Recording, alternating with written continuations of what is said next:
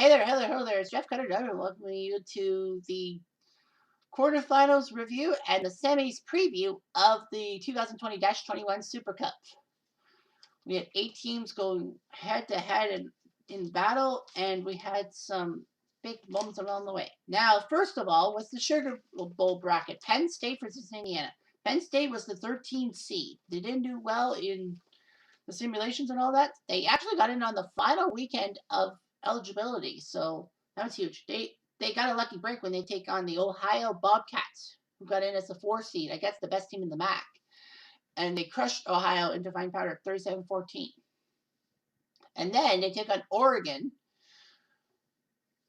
and beat them 21-7. So Penn State, as the 13th seed, got to the Final Four of the Sugar Bowl bracket and into New Orleans, taking on Nebraska, who were supposed to be a threatening case. Nebraska didn't really have any injuries. But guess what? Penn State shut them down 14-3.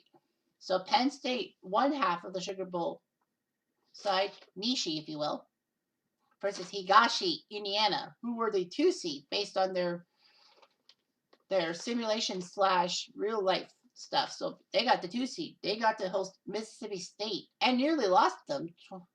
They won 21-14. Indiana then took on the 7th seed Bowling Green Falcons and beat Bowling Green into oblivion 23-0 without Quinn Buckner, their strong safety. And then Indiana had to take on the defending champion, Georgia, who were the 3 seed in the Sugar Bowl bracket. Well, Indiana made short work of them, which is shocking. So you have Penn State and Indiana, the battle of the Big Tens. 2 of the 3 Big Ten quarterfinalists would meet each other, and we were guaranteed a Big Ten quarterfinalist, which is amazing in a sense. So, well, and you are asking, the 1 seed was Notre Dame. So, by the way, Notre Dame lost in the second round to Nebraska. So that's how Nebraska got through to the round 3. So Penn State took on Indiana, and let me tell you, it wasn't even close. Indiana had a late touchdown, but Penn State just rolled Tide. Well, wrong team, but anyway. Penn State 26, Indiana 6. So Penn State is in the semifinals. Surprisingly, because they had a dark period between 2016 and 2018, that 3 straight tournaments they couldn't get out of the second round. And everyone thought Penn State was basically being laughed at. But of course, a round of 16 tournament matchup last year kind of saved them a bit. Now they're in the semifinals. That's huge. The winner of the Sugar Bowl bracket will meet the winner of the Fiesta Bowl bracket, and that is Arkansas versus Liberty. Arkansas, the 13th seed, the team that got in on a wild card, had to take on Oklahoma, and everyone thought Oklahoma was going to beat the tar out of Arkansas. Didn't happen. Arkansas came out late and won the game 20-17 in overtime. And then they take on Washington, who were the 5 seed. The Huskies on their home turf thought, we're going to win this one. Arkansas thought so too. They even had a 19-yard field goal blocked. How the hell did you do that? Washington couldn't capitalize on offense, and Arkansas basically scored a touchdown in an overtime, game over. And then they took on Florida, who were supposed to beat who were the 9 seed, but yeah. Basically, Florida was going to be Arkansas's Waterloo, if you will, because Florida took care of Brigham Young and Lafayette. But unfortunately, because it's a major opponent, Florida fell flat. 33-10, Arkansas won that one. So Arkansas, Nishi, and Higashi is Liberty. Liberty, their first tournament, they made a ruling that they had to have Liberty in the tournament no matter what. So they got in as the 7 seed. So Liberty took on Navy, the team that, of course, knocked Canada State out with that 4th quarter comeback. But it was a boring game, 10-3 final score for Liberty. They took on the number 2 seed UAB Blazers at the Papa John's Stadium in Birmingham. UAB had a 24-0 lead, and it's like, well, here we go, UAB versus Miami. This would be a decent matchup. But no, UAB choked a 24-0 game against Liberty. How can you choke up 24-0? That's worse. I think that's worse than our choke against Navy. I think we had a 20-point lead in the 4th quarter. Our highest score was like 22 points, I think. I think we're up by 22 points on Navy, and we choked. But, man, Well, there was overtime, but unfortunately UAB couldn't score in overtime and Liberty did. So the Liberty Flames took on Miami, who were the 3 seed, who took down Troy and Cincy by identical 14-3 scores. And we're thinking, well, they're only giving up 2 field goals. They'll beat Liberty into fine powder. Didn't happen. Liberty shockingly wins 16-9. Yay. The 1 seed was Wyoming because there were 6 schools with 6-0 marks, but they said Wyoming was the better of the 3 teams that didn't get it, like UAB and Indiana. And I think Indiana was disqualified because Ohio State was a 1 seed.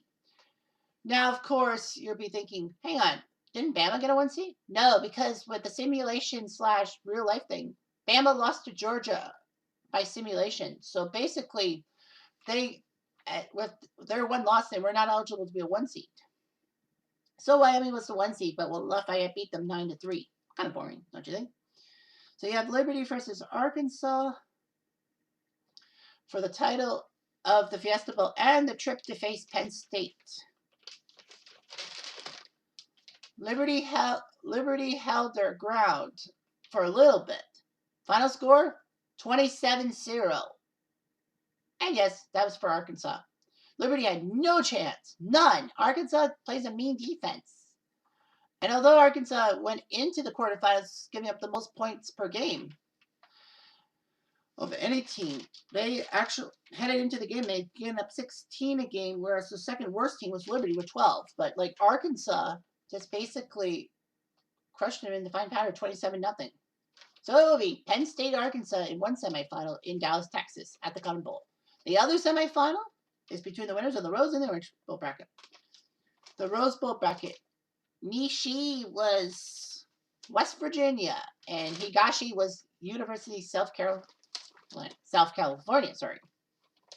West Virginia was an 8 seed in the Rose Bowl that took on number 9 Auburn. Auburn, the defending second place team, they beat them. It was 14-11. It was close. West Virginia was then slated to take down Ohio State in Ohio State, which I think wasn't going to happen. But it did. West Virginia 17, Ohio State 13. That was really shocking. West Virginia then took on Baylor, who basically did very well, including a first-round matchup against Houston. That's one of the best first-round matches ever. 34-31, Texas-sized shootout, if you will. But Baylor did not have RG3 because of an injury. You can kind of guess where this went. Believe me, I never would have thought that West Virginia was going to win by a score of 42-7. 42-7 West Virginia. So they were looking high and mighty. But now they have to take on USC, the 3 seed in the Rose Bowl bracket. They did take down Central Michigan and Air Force, but not by a lot. Not by blowouts. And then they took on Bama, who were the 2 seed. It was like huge. It was going to be like Bama versus SC in the 3rd round. Yikes. Why is this not a quarterfinal matchup? SC scored a late field goal to take down Bama 17-16. And all was right in the world, kind of. So you have SC versus West Virginia. And everyone thought, oh, maybe West Virginia will do something.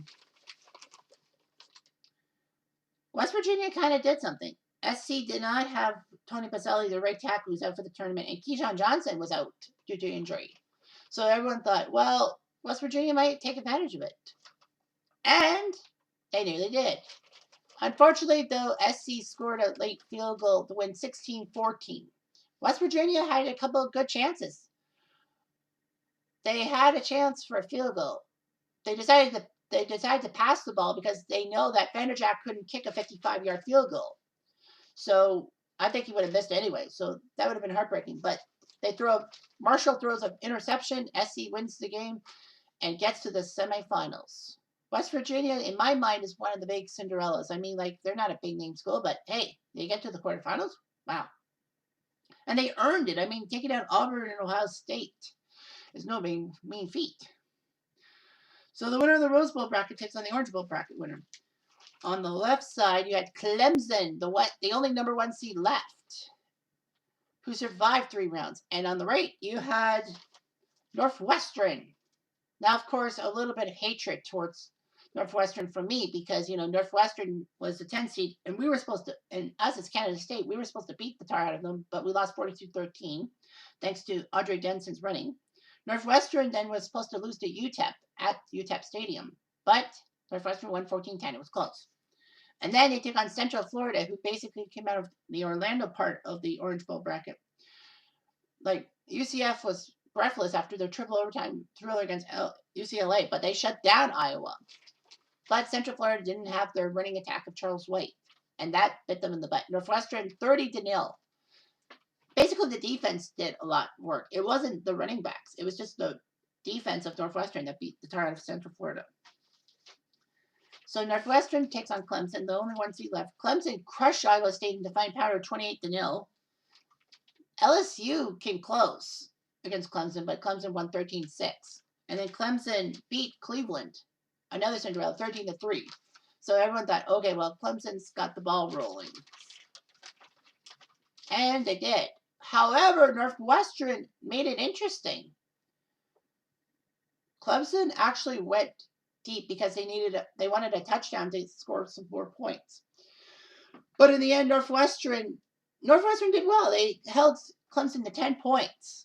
Unfortunately, Northwestern only scored 7 themselves, 10-7.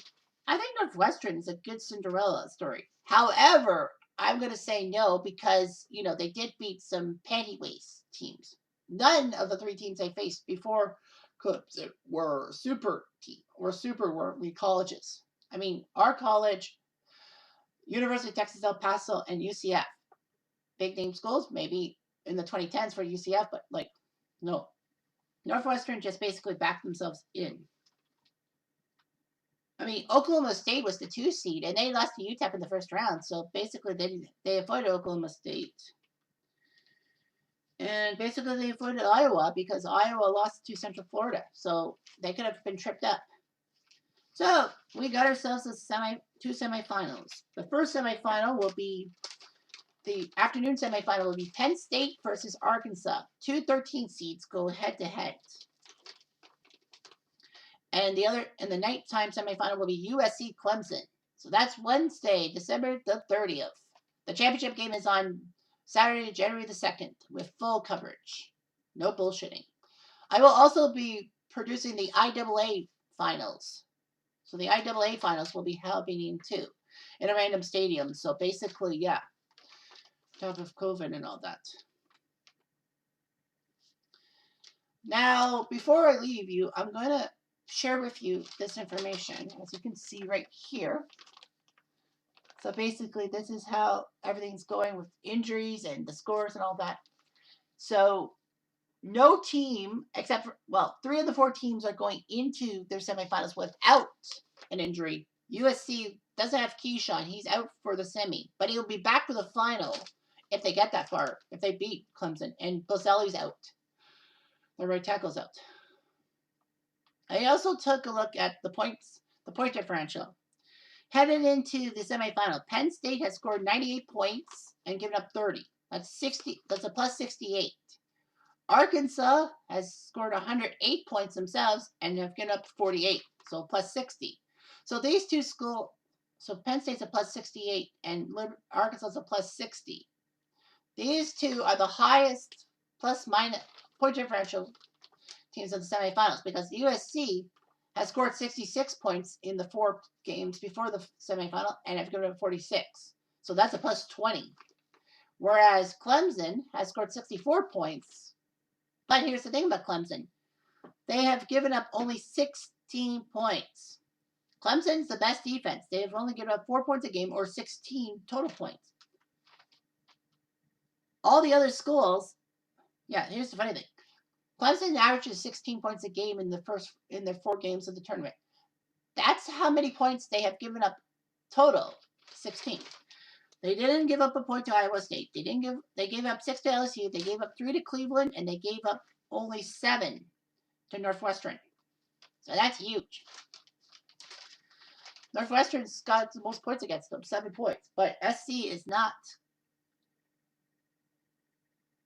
to be reckoned with.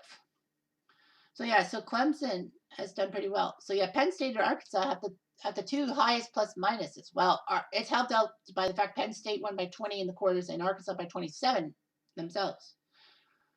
Arkansas has scored 108 points in 4 games. Although it's kind of with the asterisk because 2 of those wins were in overtime that they could score a lot of points. But they did score, what, 10 points in those 2 overtimes? Come on. I love you. Mm-hmm. Yeah, Penn State's only giving up 7.5 points a game, whereas USC's third with 11.5 a game. And Arkansas still has given up the most of the, like, with 12. Well, they gave up 16 points, but they didn't give up a point to Liberty, so that dips to 12. So yeah, so Penn State, Arkansas, they say might be a bash. Oh, and by the way, I in the new format 2014 to 2020 that I started in 2014 with tournaments and all that, and putting them on YouTube and all that. I took a look at all the schools, the quarterfinal schools, and how they did and all that. Penn State missed the 2014 tournament. 2015, they got to the Sweet 16. 2016, they lost the first round. 2017, they lost first round. 2018, they lost the second round. And a lot of people thought Penn State was basically choke artists. But they got to the Sweet 16 last year, and now, this year, 2020, they're in the semifinals. Pretty good. Indiana had missed the first 5 tournaments in the new format. Last year, they got to the second round. But now, 2020, they got to the quarterfinals. Good for them. But they're still a basketball school. West Virginia, 2014, they lost in the second round. 2015, they did a Cinderella run all the way to the finals before Louisville got them. 2016, they went out in the second round. 2017, they went out in the Sweet 16. 2018, they didn't even get out of the first round.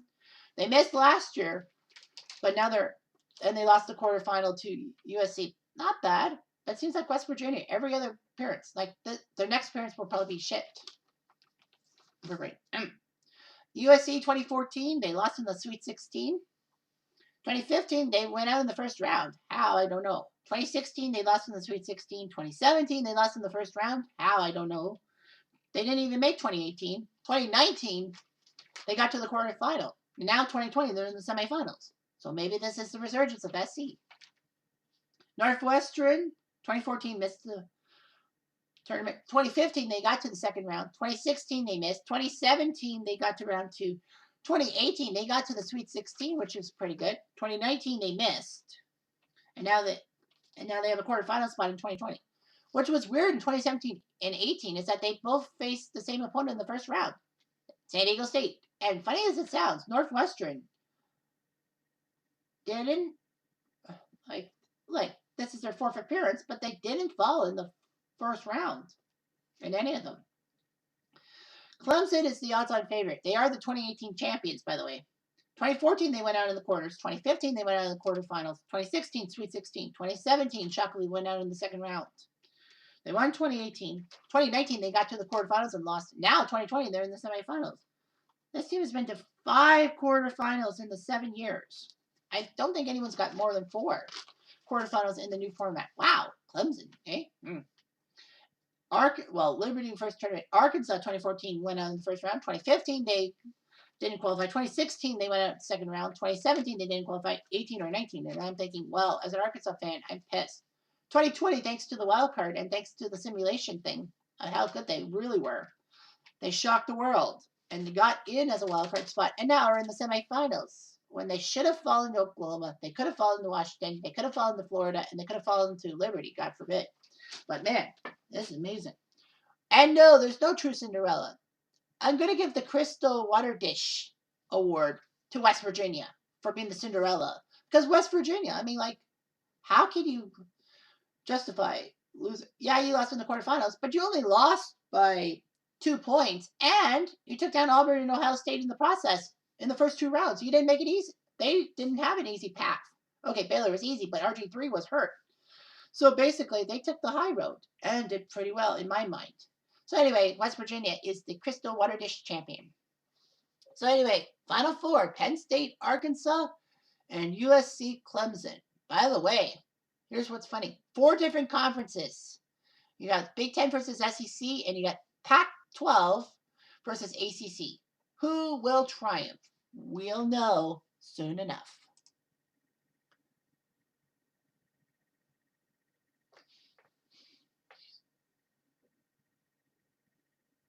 I hate that so much.